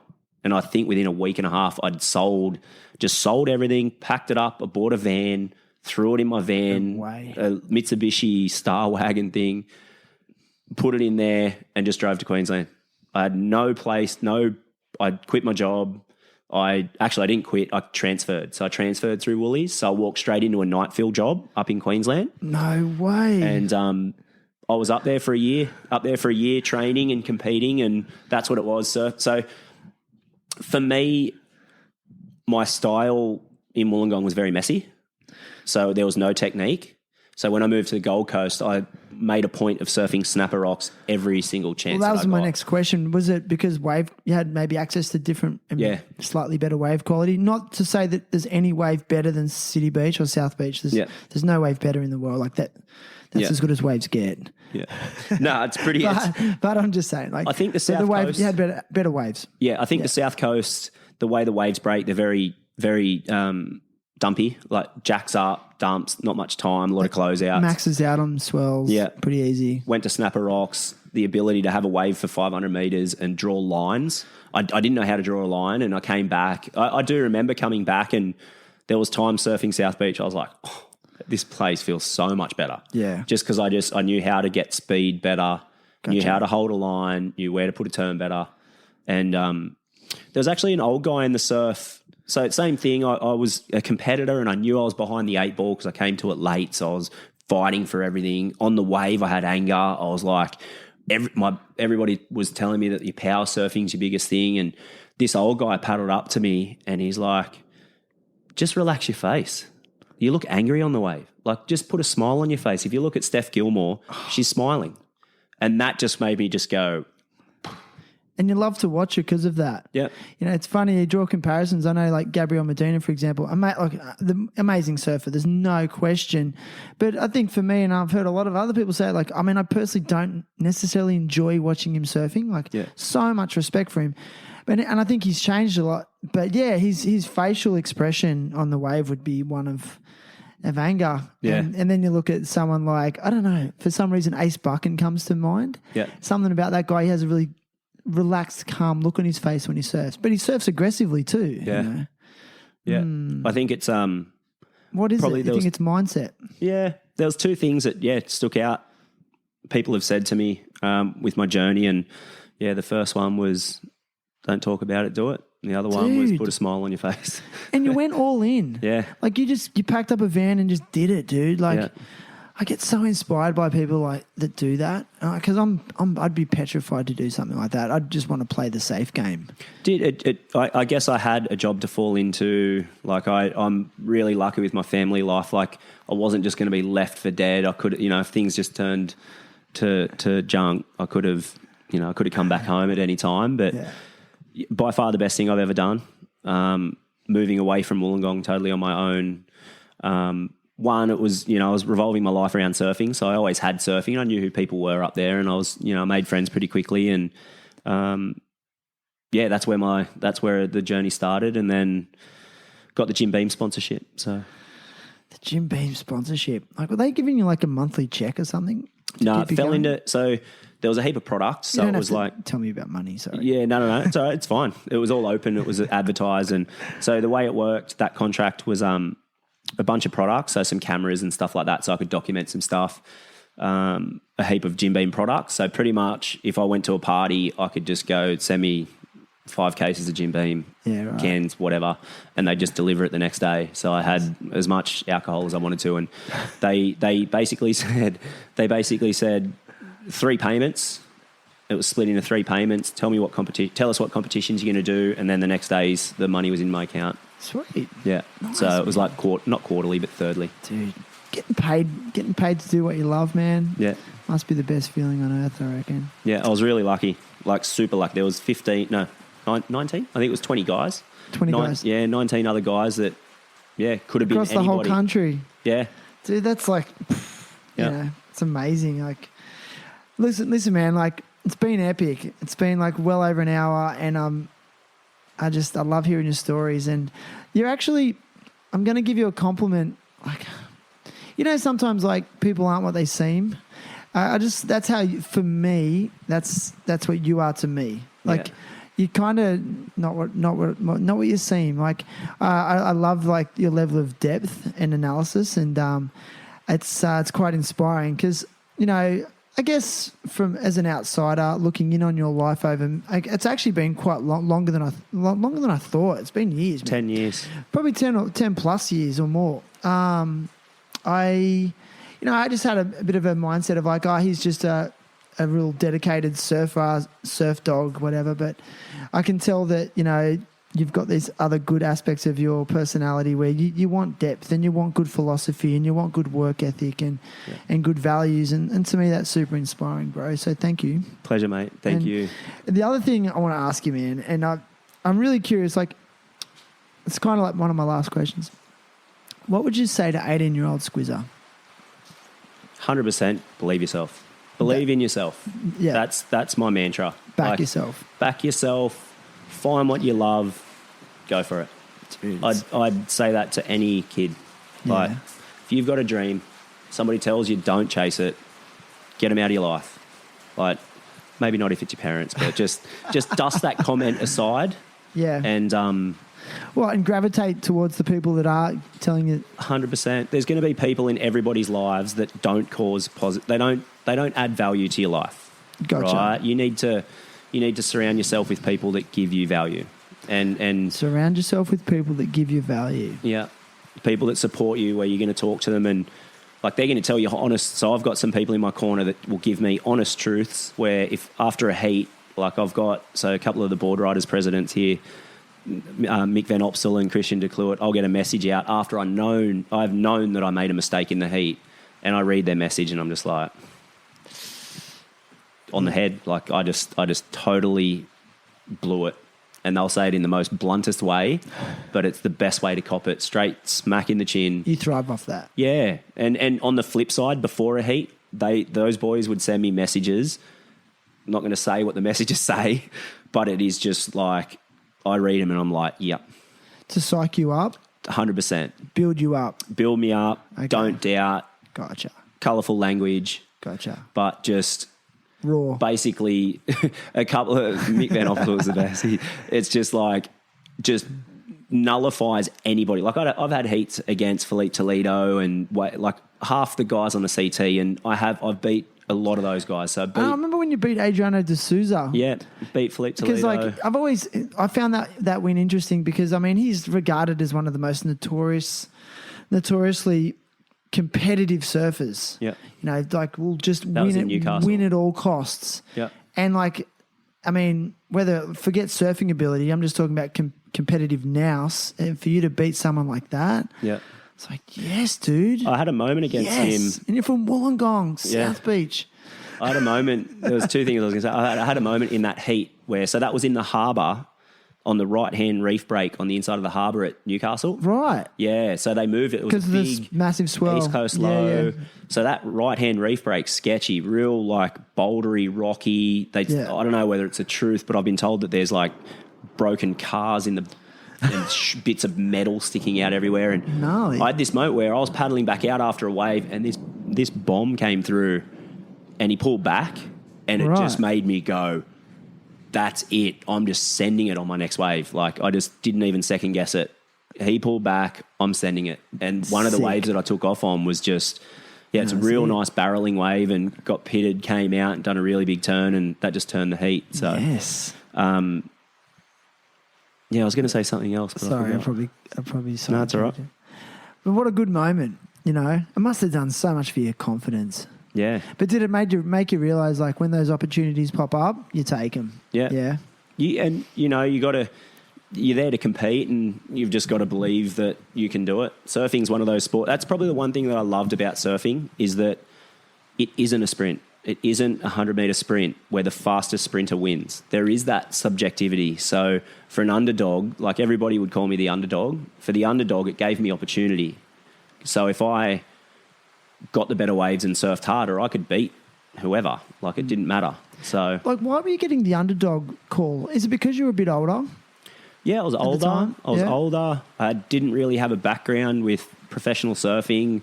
I spent most of my career not being, having a major sponsor, and wasn't until last year, or year and a half ago, where Matt White from Carve picked me up, and we'd been speaking a fair bit, and I kind of didn't want to commit to anything. I don't know why, but we just had this moment where we were like, let's do it. Let's go. Like, I love his brand. Carve is like sunglasses. He's an humble, honest Australian guy that, like, his brand is built around affordability. Like, why do we have to be buying sunglasses for $200 when we can have quality for $60? Like, and I break sunnies. Yeah, we lose them, we break them, we scratch them. They make clothing. Everything's affordable, and he's still affiliated. He gives back. So he put me on contract again this year, even though I've retired. So yeah, massive shout out to Matt White at Carve, and they're doing great things. Like, if you look at companies, he's always supported, especially in New South Wales, the competitions and locally. And he's, I just like honest people. Yeah. Like, I can have an honest chat with somebody. And one thing that I've learned, if I talk to somebody and I feel like they don't want to talk, I'm happy just to go mid-conversation. See ya.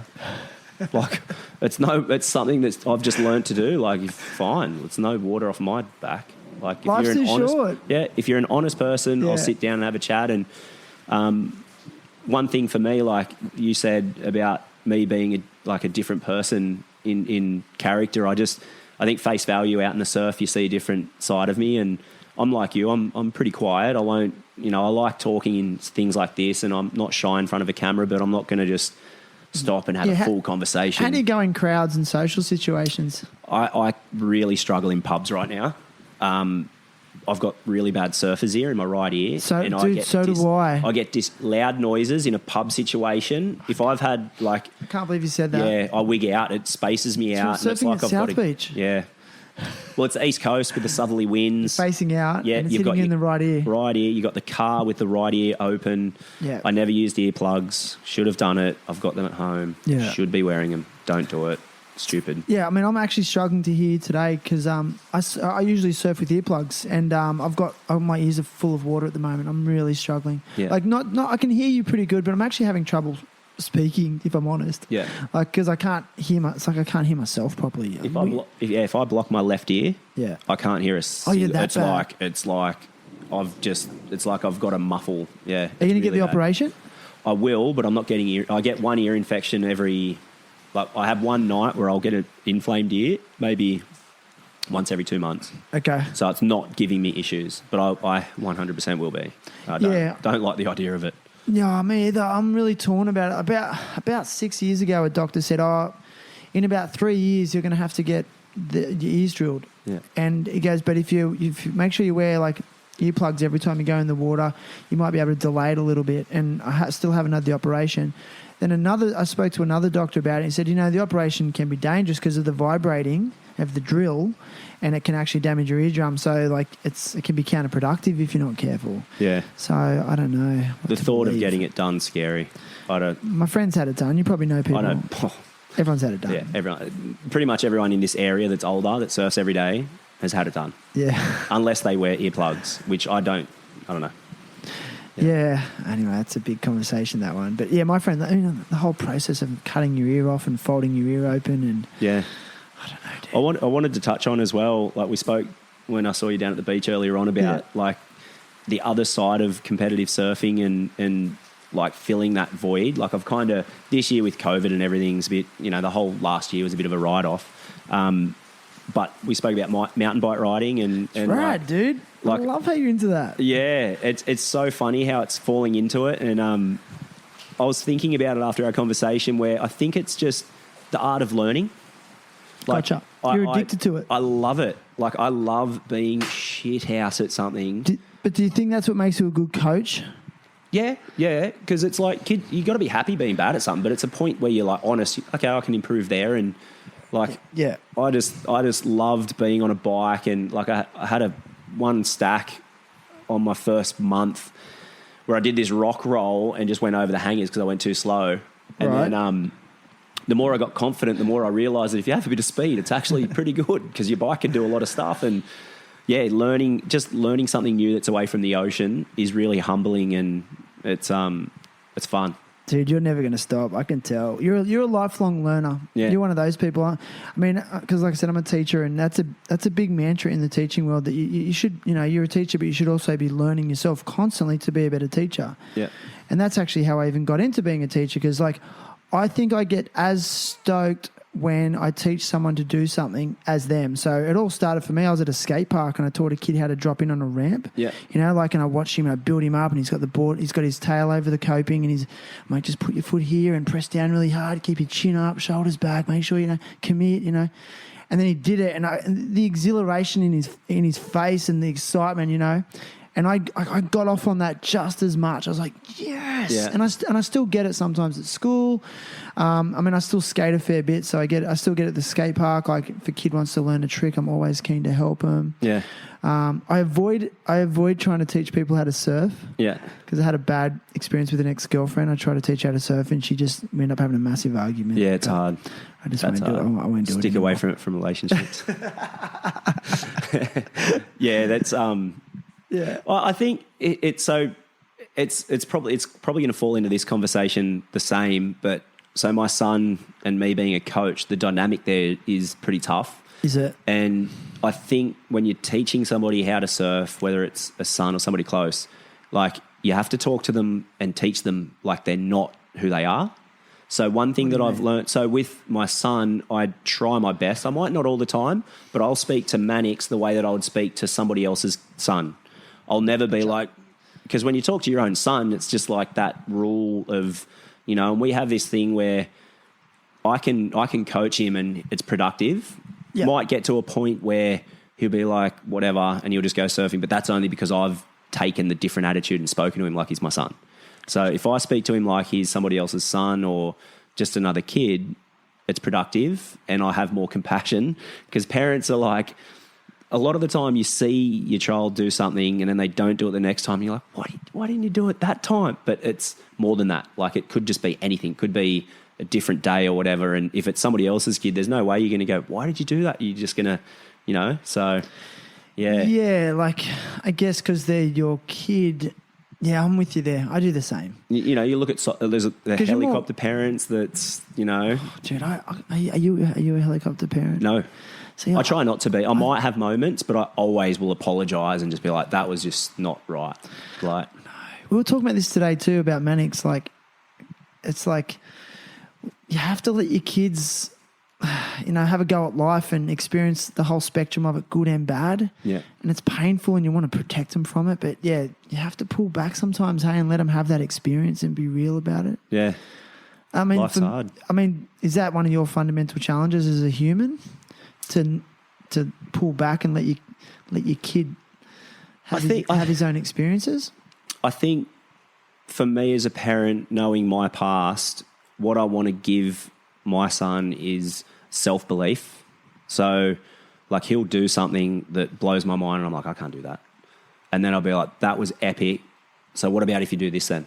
Like, what about if you add another depth? So it's like, that's not it. That's not the end of it. You know, he does air reverses in right conditions. He'll do more air reverse. We have competitions. We'll go out and we'll be like, all right, comp's on, so you can do the most amount of air reverses. He's on 4 and I'm on 1. Like, he's got it on lock. So he's, I think that self-belief and knowing that it's always going to move, you know, your goal's always going to move. Yeah. Even for me as a professional surfer, I would win a competition and it's like people would be so ecstatic, but 2 days later I'm next. Like, it's just... You never, as a competitor, you're never going to be happy. I can't believe you said that, because my last guest, Taylor Jensen, said the exact same thing. He said he spent his, like, from as long as he could remember, he's like, I want to be a world champion one day, you know? And and he said he won the first world title, and he said literally, like, the elation and everything, but then he literally got back to the hotel room and he just went, I'm depressed. Like, what next? Like, he felt lonely and isolated. So he's like, well, I guess I've got to try and win another one, you know? So he did. And then literally he said the same thing. The feeling, he said he worked so hard, and then the feeling was gone almost like a few days later. Yeah. Well, I think that's that in a nutshell. It's the same as any athlete, which to me says it's not about it's not the end goal, it's the journey. The journey is what we live for. And it comes down to chasing your dream. Like, if you have a dream, chase it. You're going to enjoy your journey. You're going to be happier. Yeah. Whether you get it or not, you're going to love it. When you get it, you're going to add another one to the other side. Like, it just always rolls. Like, I wanted to be in the top 100. I ended up top 100 or whatever, and then I wanted to get this. I won a QS 1000. I wanted to win a 3000. I came 5th in a QS 6000. I wanted to get 3rd. Like, it was always... So are you kind of saying, like, keep readjusting your goals as well? 100%. Like, just because you achieve a goal, you're not done? No, I don't know. I don't think I'd ever be done. I would never have been done. Like Kelly Slater now, like what more can you do? What more can you do, yeah. But he just loves the journey. He wakes up in the morning, he eats healthy, he trains, he surfs, he's got a focus in life. But I'm a bit curious about Slater at the moment, because I know for years everyone's been like, oh, this is going to be his last year. They've been saying that for 10 or 15 years? Oh, it's his last year, it's his last year. Yep. But, I mean, we had the COVID stuff happen, and I know he's surfing a lot. I've seen all the footage that's been coming out. But I'm really curious, like, do you think he's past his due date finally? And, like, what is he really training for? Like, is he really going to win another world title? What else can he do? I love him being there. I feel like when he goes, it's going to be an empty place. And it's a big spot to fill for competitive surfing, just because it shows that, you know, I go surfing with a lot of guys that are older in Wollongong, and it shows that, you know, with looking after your health, you can be pretty good. You know, before he was young, I think they used to call it at like 24 years old, you're retiring. Totally. Just any athlete, like I'm 38, I knew that if I refocused and hooked right in again, I could compete at a high level, no problems. And I think with you too, like, you've got that foundation now, like years and years of good living, healthy eating, healthy training. So, like, I think you're going to actually reap the rewards and enjoy the benefit of that coming into your 40s. Yeah. I think that all that hard work is going to pay off in your 40s, because that's something that's starting to come into fruition for me. Like, you know, like I said, I'm 44. I'm actually feeling physically better than I've felt than I did in my 20s. But through my 30s, especially my late 30s, I really was very focused on clean eating and exercise and meditation and yoga. And like I said, like, I feel like I'm not going to slow down anytime soon. But so you're going to be the same, dude. Like, there's no way you're slowing down. I've let my hair down a little bit the last year, but I think it's just... But is that because... Sorry to cut in on you, mate. Right. But is that because your focus has changed now? Like, are you feeling lost at the moment? Because Partly. Why? Yeah. I just think it's a change. Like, I don't struggle when I wake up in the morning. I just, you know, I was saying to you today, I've been enjoying a few wines at night and, you know, a beer or two. And I've had 10 years of, like, pretty much, I think I've had a year where I didn't drink. My last 2 years, I all but cut out sugar, wheat, dairy. I was all about gut health and eating just whole foods, which is by far the best way to live. Like it is the simplest, best way to live to lead your full potential. Cut out anything that's in a packet. Yes. You know, my good message, mate. breakfast was like omelets with veggies. It was Avocado.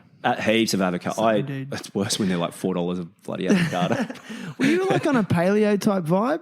I don't know. I mean, that's paleo, really. I don't know. What you're talking about. Lunch was sweet potato, broccolini, Meat, chicken. though? Yep. Good meat? Yep, good meat.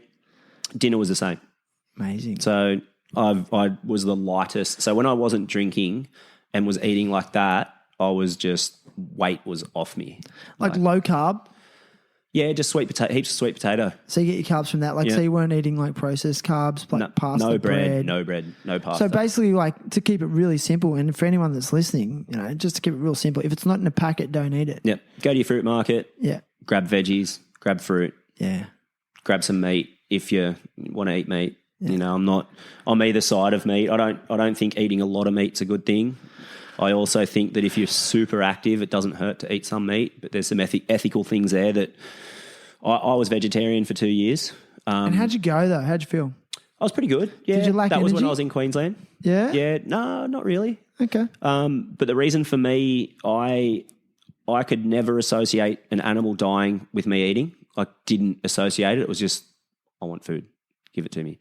Whereas now I almost have this little moment where I acknowledge that a living animal has died and I am eating it for my benefit. I have that respect thing. Like, it's not, I don't sit there and say a prayer or anything like that, but I just have a little moment where I'm like, yeah, you know, this was a cow.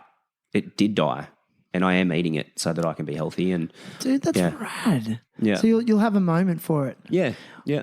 Would you? I mean, I hear like people who are into hunting, especially like bow hunters, and people who really prey on their food, and they spend days hunting down one creature, and then they catch and kill the creature, and then they'll eat that creature and feed their family for months on end. They'll freeze the meat and stuff. I mean, how do you feel about that process? Oh, look, I reckon that's the best way to do it. You think it's more respectful to the animal? 100%. Yeah. Well, it's you're not wasting anything. It is respect. You go through the process of hunting it down and supplying the family. I think, you know, we're all back from cavemen and hunter-gatherers.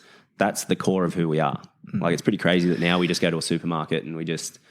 And other creatures are eating the meat of other, you know, species and creatures as well. Yeah. But they're not manufacturing like us humans have sort of worked out how to do. Yeah. Well, it's just our lifestyles. You know, not a lot of us don't have the ability to go and hunt. You know, I wouldn't know how to do it anyway. So, but I mean, I think we should. I think that's a better way to live as opposed to. Like, and what you're getting, if you're catching a wild animal that's local to your area, like for us, it's, you know, kangaroo and stuff like that. If you're getting one wild, it's going to be fresher.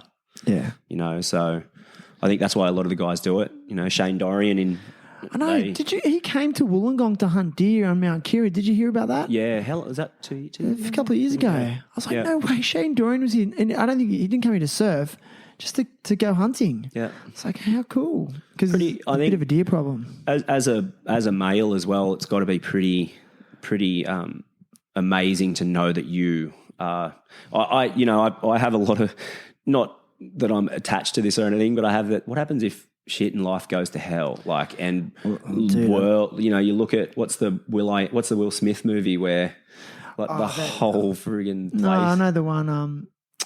They've all got some virus. Yeah, and he's out there surviving. And I they don't become think I could zombies. survive on my own. Like, dude, it's freaking scary to say, but like, is that mimicking our world at the moment? Like, I hope not. I hope not. But yeah, like, I know a lot of people around me that 100% will go spearfishing and they'll supply food from the ocean in front of our houses for the family, and I don't know how to do that. Like, I think, and too, like, I mean, I don't want to sound gender biased, but I mean, males tend to really enjoy those activities more than females. Yeah. And I can't help to think that it is just in our DNA, you know, our primal instinct. Yeah. You know, but we've been forced to repress that. Yeah. You know, we've been forced to survive in this world by typing things into a computer and you know, doing other stuff. I don't know. It doesn't make sense. Nah. But it's been convenient, and I guess big business are making a lot of money from it, so it's getting pushed in our faces. And It is, and I'm hearing these conversations, this is a pretty obvious conversation. It's nothing new, but what I'm really enjoying is that I'm hearing these conversations more and more, and especially with what's going on with the state of the world at the moment. People are really reconsidering like what would happen if all these conveniences were taken away? Yeah. Would I know how to grow my own food? Yeah. You know, could I support my family by using my hands? Yeah. And you know, it's good.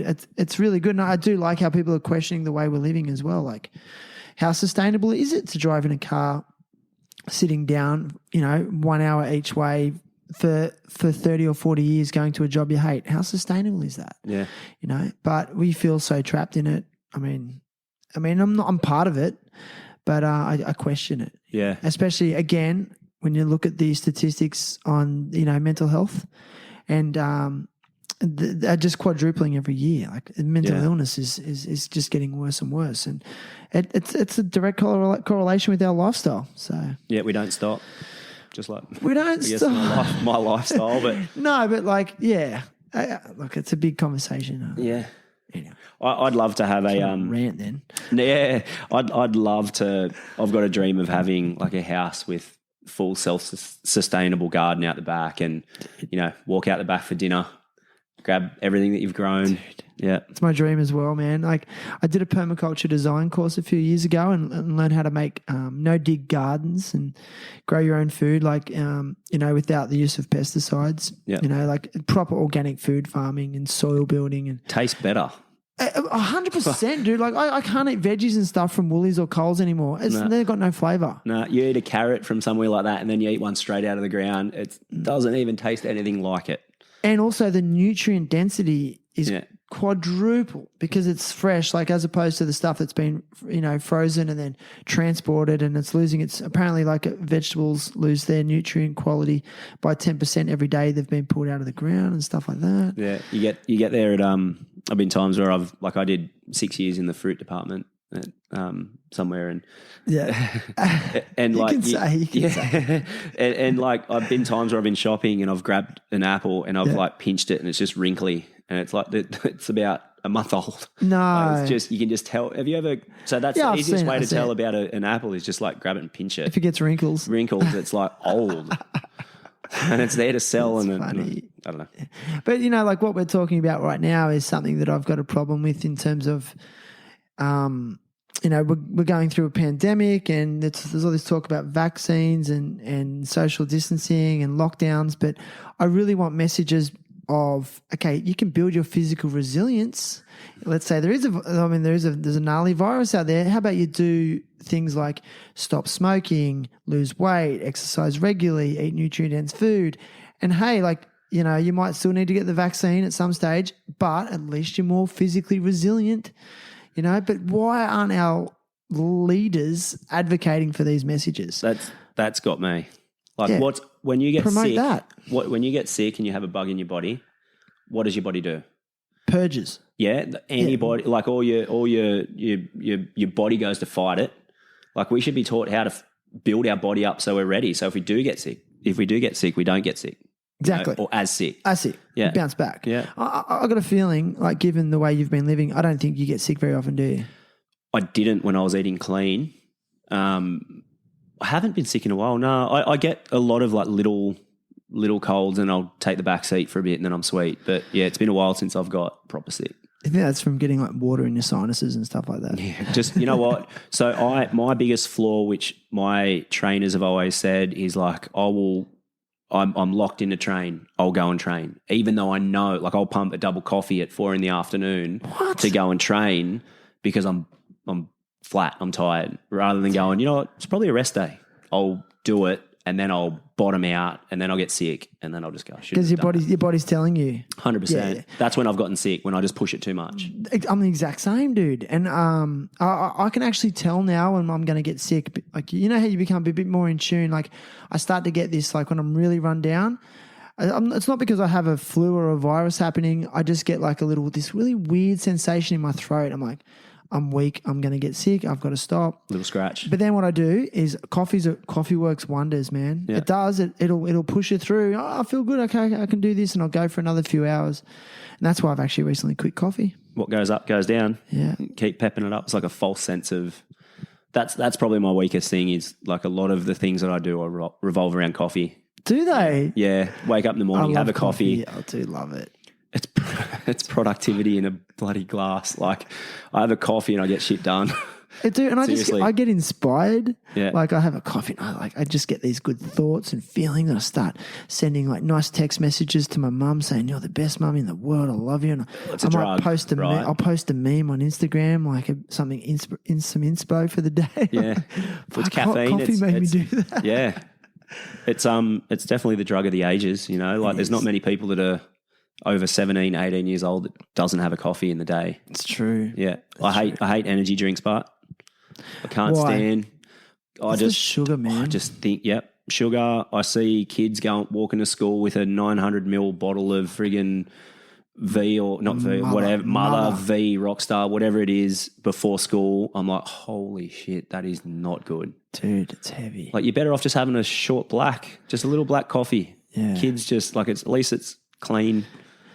Sugar's the worst. Sugar's the goddamn devil. Devil, It 100%. is. I mean, it causes inflammation, all sorts of stuff. My mum, her best friend actually, unfortunately, passed away from cancer last year, and in her recovery, she was doing chemo and stuff. She cut out processed sugar, and it actually added months to her life.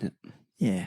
I've got arthritis in all my ankles. Do you? Yeah, really bad. Why? From what? Probably old injuries. Yeah. But that's Aerials. 38, trying to do what the 16-year-olds are doing. And Dude, you said that you're more of a power surfer, which you are, but your air game's been pretty on point too, dude. yeah, I had a point. It's funny. I had a point with my surfing. I was in Zerouts. So when I was sponsored by Jim Beam, the Basque Country, it was a QS 6000. I'd made the quarterfinals, and I had Pedersen Crisanto. Okay. So waves literally felt amazing. Waves are great. I kept looking for these waves that I could do 3 or 4 turns and a big finish, like a layback or something big. And he literally looked for, so when the sets came through, they were closeouts. Same thing as here, wind coming into the face when you're going right. And he was just doing full rotations onto the flats and getting 9s, and I was getting 8s. And I'm like, I have to learn that. So I just made it my absolute goal to figure them out over and over and over, repetitions. Like I reckon I've tried 1 million air reverses. Yeah. But the front side and backside? Front side and backside, yeah. I've landed a bunch of backside ones, but definitely not been that comfortable. I've had a few where I've just gone full rotation, coming down on the flats, but it's a scary place to come back from. Like if you think about that one that Felipe Toledo did, a few years ago at J-Bay? No, the backhand one that he did in Brazil. Oh, yeah. Where he went about 10 meters down the line, but he was about 10 meters up. Yeah, right. Like that is so scary. Yeah. Because you're coming around blind. Yeah. So, it was always a challenge for me, the aerials, and I've kind of got them unlocked. Funny to hear, because from someone that doesn't know the work you put in, I've seen you just popping them in local beach breaks like they're no thing. Yeah. You know what? It's muscle memory. Yeah. It's like anything. Like there's a couple of things that I see with surfers nowadays that are the common mistakes or the common things that can get built on, and it's just repetition. Like if I see a surfer with a pop up in my head, I'm like, just go home and practice your pop up till your hands bleed. Is that your main thing? Because it's funny, I practice my pop ups and I feel like surfing got better. 100%. It's the entry to the wave. So I've got a bunch of things that to me can just be absolute detrimental to people surfing, and it's all at the start of a wave. Yeah. So the first one is like you see a wave coming towards you and it's a left-hander. If you spin to the right, you're paddling away from potentially the best part of the peak. If you spin to the right and start paddling in, as to spin to the left and paddle out, you're not attacking the peak. You're paddling away from the peak. You're going to miss the first turn. You're going to miss that shooter speed. So that's probably the first one. And then you pop up. but then dropping to the bottom of the wave. Like if you drop straight down to the bottom of the wave, you get a certain amount of speed. To get straight back up to the top, you're going to lose all that speed that you dropped. So you're getting that high line straight away to get down the line. And then go for your bottom turn. Yep. So I was going to ask you too, I know you do like surf coaching with the Groms and stuff, but do you ever have do you get many surfers who've been surfing for many, many years and have just developed some bad habits? They've plateaued and they just want to, they're stuck in their old ways. Do you get many of those guys? Loads. You do? Yeah, cool. I run adult coaching sessions regularly, not in the last 6 weeks because I've been flat out with the Learn to Surf programs, but I got a bunch of guys that they just feel like they're not getting better. And it's just technique oriented. Yeah. Like they're in the same, so. Just little details like that. Yeah. A lot of the time dropping to the bottom straight at the start of a wave. Like a lot of the waves here are fast. Yeah. If you drop to the bottom of the wave, you're not going to get maximum speed. You take off, go high straight away twice, then drop down, you're now going to go Mach 10. So so set yourself up that way as opposed to just drawing straight in off the bottom. Yeah. And then because often because the waves are quite fast here, they can outrun you as well then. 100%. So you've missed the section. So like if I had a wave coming at me, a lot of the time I'm going to paddle out at it, put myself in the deepest possible place, paddle as hard as I can, get high twice, drop down, and then where the first section is, then go for the biggest turn I can. Yeah. Like 2 little tic tacs at the top, like little... Yeah, well, you're driving, so you're pumping, but if you're thinking about the top third of a wave, much steeper, that's where you get your speed. If you get to the bottom, you're now in that little scooped out flat part. There's no energy in the wave. Yeah. The top part's where the wave's trying to throw to the beach. That's where you're getting all your speed, where your concave works in your board, and that's where you turn. Like without speed, you're just going to bury your board. So you need to learn to get speed. It's funny, like I'm listening to you say all this and it's like, yeah, of course, that makes so much sense. Like, and I think many surfers know these things, but they need to hear it back at them. Yeah. And they need to see it. And to reinforce it. And they need to see it. And like, so you often film them. Yeah. I remember the first time I watched myself on video, I was just like, if I have a new client, the first thing I say is, don't be alarmed. When you watch yourself, you're going to freak. Because when we surf, we think we're doing something and we're not. We're doing something totally different. Gotcha. So it's just the nature of the beast because we're too busy. There's so much stuff happening with surfing, right? Like you got to paddle in the perfect spot. You need the perfect paddle. You need the perfect pop up. Yeah. You can't catch a rail. You're dodging people. You're trying to call somebody else off a wave. Then all of a sudden you've missed the speed of the wave or something. So it's too hard to worry about that. So trying to get the feeling and the seeing, how you feel on the wave and how you look on the wave and bridging that is what we do. Dude, it's so rad. Yeah. So good. Oh, man. Listen, I ask all guests to come with a cause that they want to support or advocate for. So have you got something you want to support or advocate for today? Yeah, definitely. We've wrapped our business around Headspace in Wollongong. So we do surfing Santas each year. This year with COVID, we're not doing it, but basically we get everybody to come along and surf in a Santa suit, and we do it around just before Christmas time and come down, have a barbecue. Everybody can donate some money, and we just donate, that money to Headspace in Wollongong, which is supporting young kids with mental health. It's a big issue at the moment, and I think everybody in the younger generation needs to understand that it's okay to talk. It's good to talk. Males, females, like if you've got something on your chest, just talk about it. Don't let it bottle. Epic, dude. Epic. I love that. And I'll actually put a link in your show notes to the Headspace website. People might be able to go there and check it out and find some answers, maybe donate some money if they need to. And if you enjoyed this episode, you may also enjoy some of the back catalogue episodes on the Terrible Happy Talks website. That's terriblehappytalks.com. You can find episodes with Dylan Longbottom, Darren Longbottom, Shaper Dan Mann, Lance Billingsley, Jake McKenzie, Nathan Vickery, Kirk Jenkins, and my favourite, Slippery Surfer, the surf rapper from Cronulla. I love that dude. And yeah, you can also find at the Terrible Happy Talks website other platforms that you can listen to this podcast on, such as Apple Podcasts, Spotify, Overcast, Podcast Addict, Google Podcasts, Stitcher, and iHeartRadio. And as always, if you could subscribe and leave a review, I'd be stoked. But if you don't, that's cool too. I'm just so glad you're listening, and you're definitely worth the effort. And Nick, I've got a present for you, brother.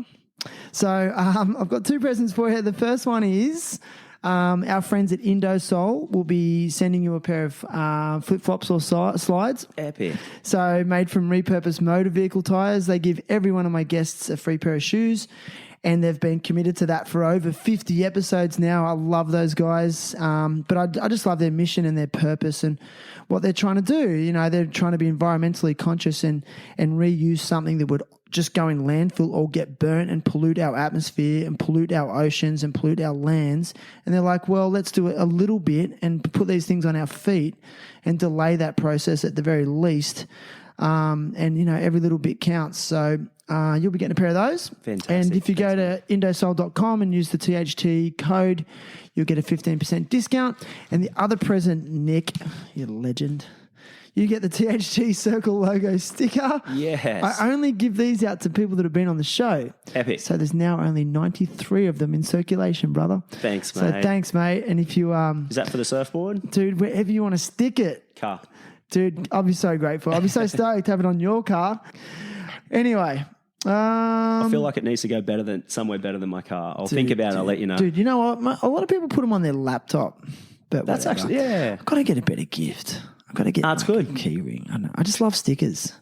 Yeah. Anyway, good. Whatever, man. So thanks. They're timeless. But like I said, Nick, it's been an absolute pleasure. And I can't believe how fast time goes. It's been almost 2 hours, dude. Wow. I love it. And I don't set a time limit for the podcast because I just really want people just to get it out and just say what you feel like you want to say. And the messages I'm getting from you, bro, that you're super inspired, and like I just feel like there's more to come from Nick Squires. Like I don't know what it's going to be, but I don't know, bro. I can feel it, so it's rad. Yeah, I think I look in the future and I've got a lot of stuff that I still want to do, and Yeah. I'm stoked to sit down with you, mate, and have an honest chat. It's been an absolute pleasure. Mate, I'm stoked. And I was going to say, I've been saying this to guests. Do you want to end on something profound before I hit the outro music? Something profound. You got something deep to say? Back yourself. Back yourself. Yes, sir.